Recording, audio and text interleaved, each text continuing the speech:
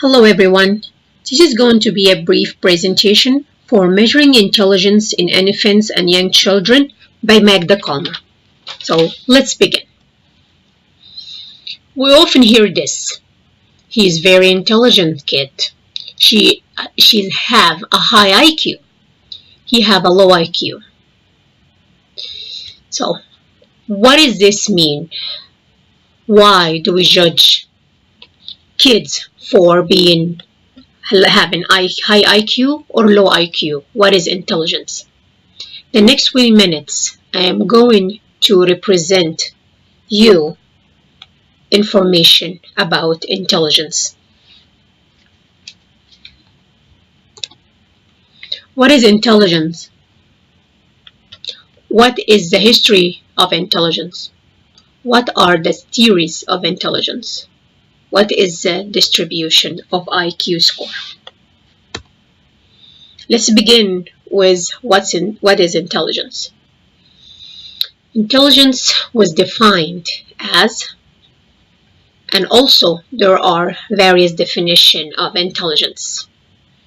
Intelligence is one's ability to understand complex ideas, to adapt effectively to environment, to learn from experience, to engage to various forms of reasoning, to overcome obstacles by thinking. Intelligence can also be defined as intelligence is not a simple unitary ability, but rather a combination of abilities a human should have for survival and advancement with a particular culture. So let's begin with what is the history of intelligence. And let's start with Alfred Bennett. Alfred Bennett argued Galton's approach that intelligence is a number of distinct processes or abilities that could be assessed only by separate tests.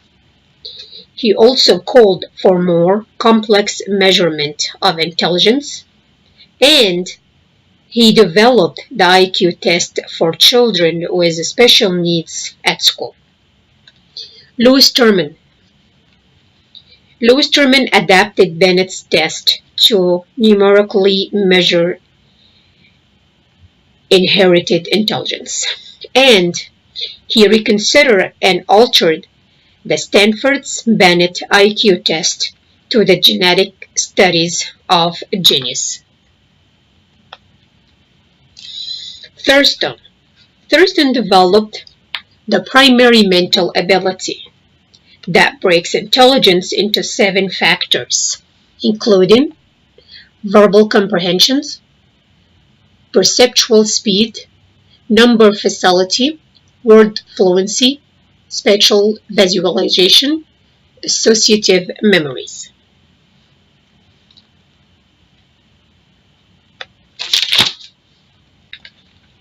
What are the theories of intelligence? In this part, we will be explaining 2 different intelligence theories. First, the hierarchy theory. The hierarchy theory, formulated by Robert Sternberg in 1980.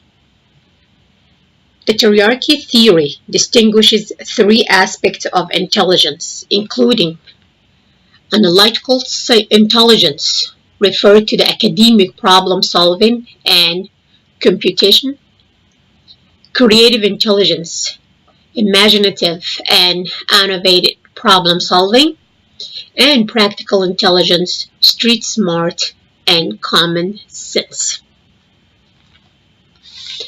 The second theory is the multiple intelligence theory, formulated by Howard Gardner in 1983.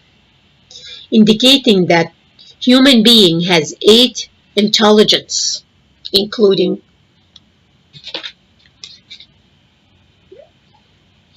linguistic, refer to the ability to speak and write well. Logic, mathematical, the ability to use logic and mathematical skills to solve problems. Spatial, the ability to think and reason about objects in 3 dimensions. Musical, which is the ability to perform and enjoy music. Kinesthetic body, the ability to move the body in sports, dance, or other physical activities. Interpersonal, the ability to understand and interact effectively with others. Interpersonal, the ability to have insight into the self. Naturalistic, the ability to recognize, identify, and understand animals, plants, and other living things.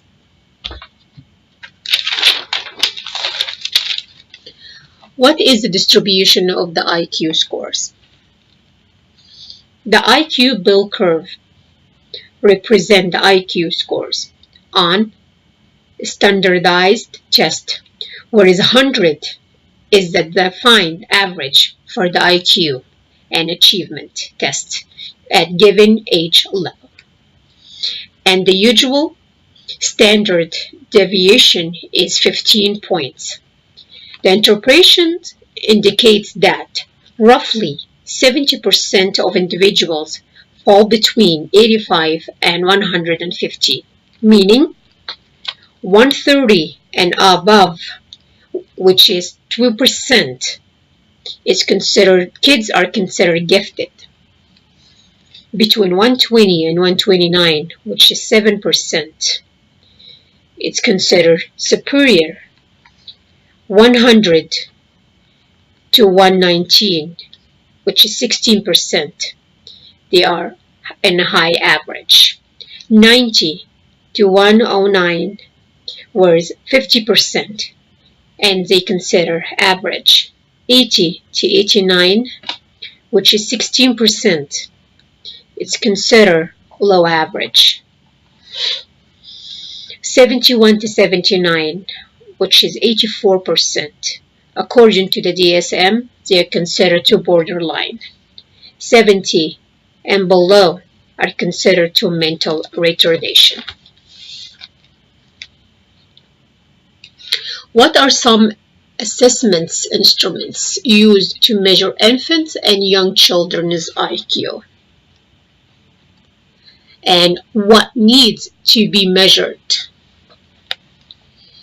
What we need to measure is complex attention, executive function, memory responding, learning and memory, language, perceptual motor, and social cognitive.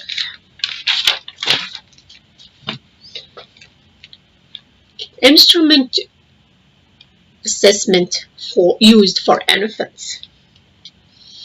First, it's going to be Cattle Infants Intelligence Scale. It's a standardized assessment for mental ability for children aged 2 to 30 months. Underlying the test is a view of intelligence as being natural and genetically controlled. The test proposed to focus on mental development rather than motor development and provide numerical assessments. Test includes 95 items,